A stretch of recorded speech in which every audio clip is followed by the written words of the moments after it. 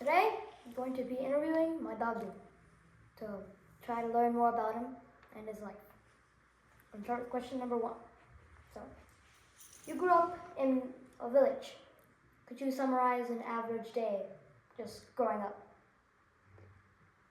Well, when I was growing up and going to school, usually we'll wake up early, myself and my brother, around, say, guess 5 o'clock or so.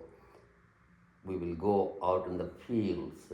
We had a cow for milk, so we'll have to bring food for the cow. So we'll cut the grass from the fields. We pack it up, put on my head and my brother's head, and we come back. On the way, there will be a well. We will take a shower right over there and come home Take a shower in the well. at the well because there will be a bucket and rope. So pull the water You just dump the buckets on you. and dump the bucket full of water And on that's how you take a shower. and that's the shower. Yeah. So you come home and then you have breakfast and then go to school. In the school you will stay, depending on the summertime, usually till 3 o'clock or so. In the winter time it started late, 9 or so, so we'll be staying till 5. We will come home and we'll eat a little bit, then we'll work in our shop for a few hours along with our father. And then later on, depending on the day, we will have to prepare food for the cow, cutting the grass through a machine, and then give food to the cow. And then later on, close the shop and come home and eat food and then fall asleep. It was the time we didn't have any electricity, roads, and there were, in summertime, temperature will go high. We used to have dust dunes, so the dust will fly. We'll sleep outside full of dust and wake up in the morning with the same routine again. That's how. What would you sell at the shop? Well, it was routine, like anything. You can sell the oil, you can say the peanuts, you can sell the sugar, this routine stuff. So okay. Yeah, any shop which is so-called, it's not a grocery one, but It had the general stuff. general store, yeah. Okay. So, you told me that when you slept, you would sleep outside in the fields. Could you explain why and how you did that?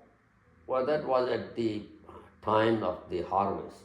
We used to also work in the fields. We had fields. So when the crops will be ready and they will be harvested, so there will be a pile of crops going up probably 7-8 feet high.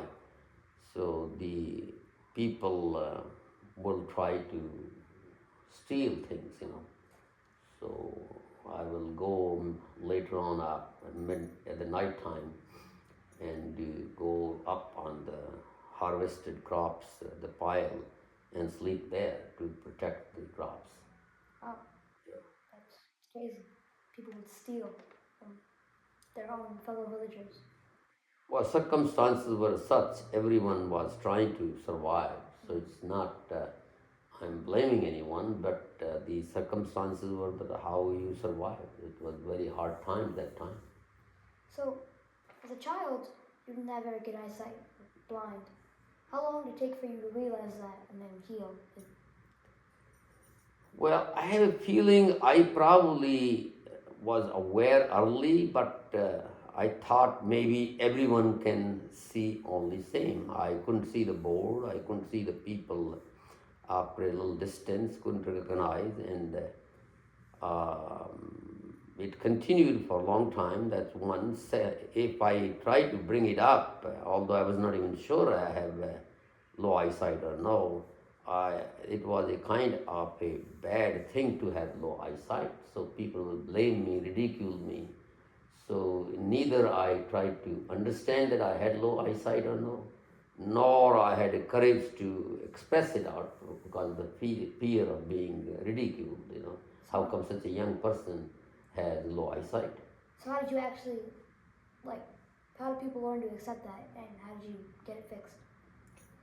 Well, I passed the high school without any help, and then went to the college. First year college was again the same story, but I worked through it. But I knew that people will write something and then ask question, answer. But I will not be able to understand what is written. So finally, it was away from my village. There was a genuine concern right now, and there was no fear of being ridiculed. So I told my family that I can't see whether everybody else can see. So in 12th grade, I went to an eye doctor and got the eyeglasses. It's crazy. So, how did you begin to learn medicine and go to medical school with your limited resources? I think it was just kind of a rolling way.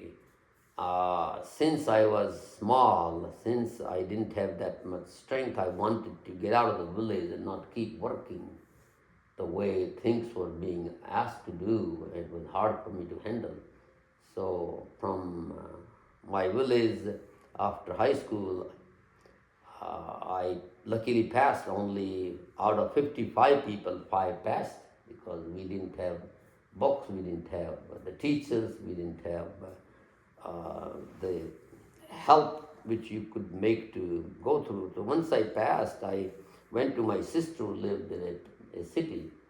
Uh, they were working over there, and I went to join the college. And then from 11th grade into 12th grade was a pre-medical, and luckily I made more marks than I expected. I was planning to become a teacher somewhere so that I don't have to keep working the way things were at home. But my grades turned out to be a little bit better in 12th grade, and I applied for the medical school everyone else was applying. Luckily, I had chosen biology as a subject again out of default because I did not know what to do. So let's say I used to love the animals, I used to love the plants. So let's see this what it is, and you made it. that's I made it. So it just out of nowhere it happened. How and when did you leave your village? Well, after high school, I left to join the college. Where? How far was the college? College is probably, even now that college is gone, but there are more colleges over there. It's probably about maybe 100 miles from From the village. Yeah, from the village Wow. where my sister used to live. Okay. So how and when did you meet my Dadu, your wife? Well, after going to medical school, everybody was applying for what we call post-graduation or residency. So I also applied. Just the way things were going on, I applied far away at a better institute, which was a postgraduate institute, and there your Dadi had a family who knew us and them mutually, close by. So the families knew each other. Yeah, so that one family knew us and your Dadi's family, and she introduced, and that's how it started. Okay. So why did you end up moving here to America? That was also the same way as I stated. During post graduation, people were applying for the examination to go to America called ECFMZ, Educational Council for Foreign Medical Graduates. So since they were applying, I also applied. So a lot of applying happened after college. After the medical school. After medical school, a lot of applying to different things happened. Applying for the examination. Yeah.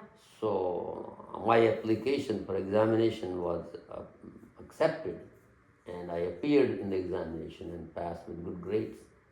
So then, since grades were good, and the people were moving to America, and life certainly was so superior over Was there here. any exam you had to take to move here? I'm sorry, what? Was there any exam you had to take for the application? That was the exam I'm talking. Oh. Yeah, the ECFMG was the examination. So after that, we could apply based on the examination results. I applied to various hospitals or university here, and I was accepted. just a quick question about that. Where was the exam taken? Just like in a place? I went, it was outside India, there was no examination in India. Oh, so where was it? I appeared in Paris. Oh, it was in Paris? Yes. Wow.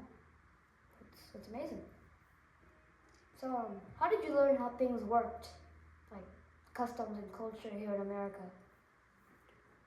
Well, I had heard a lot of America. Obviously, America was the greatest nation of this earth as it is now, and so I had a great trust, that this is, I considered it as standard. So I tried to work around, and I had brought some my own culture as well, that I was taught the truth, that I should be truthful, I should be trustworthy, and I should be caring. And that kind of fitted very well here. There was a story somewhere in between that I lost trust, but that was a period of time which was unfortunate. But and that's how I probably started practicing, open the practice, because that would lead me into my next question. So, how did you get a life, and could you elaborate on how you started to practice and kind of made a name for yourself? Yeah, I had started the county services through UCLA, and I was laid off from there. It was quite a bit a pain. I rushed to open the practice, and that somehow seemed to click very well, because I had one-to-one with the people, and my philosophy of the truth, trust, care, people enjoyed it very much. They not only got benefit through medicine, they also got benefited through how to be in the medicine to prevent the problems. Okay. So that's why you started your practice. Yes. Because you wanted to do it by yourself. Looking back, do you have any regrets on any of your decisions? Oh, I don't think I have any regret in decisions. As a matter of fact, it's just by luck that things just kept going on and on and on without my own personal effort in the direction it went. So you said it was bound to be. Yes, I think you said right. You seem more intelligent than I am. Yes, yeah, that's exactly the right word. It was bound to be. So on a scale of 1 to 10, 1 being ashamed, 10 being extremely proud of yourself, how proud of yourself are you to making it to where you are today, from where you started? Well, I'm very proud, because I did not expect the way things will go and the way I will be able to help the people, which was inside, because I had seen a lot of childhood pain, sickness, and other problems related. So that fulfilled my dream. It is, as a matter of fact, it is a dream which I would not have ever dreamt. It just happened. Wow, so 10 then, right? Probably more than 10 if it is, there is something. Okay, well, that is the end of the interview. Thank you so much for listening, and yeah, see you around. Thank you so much.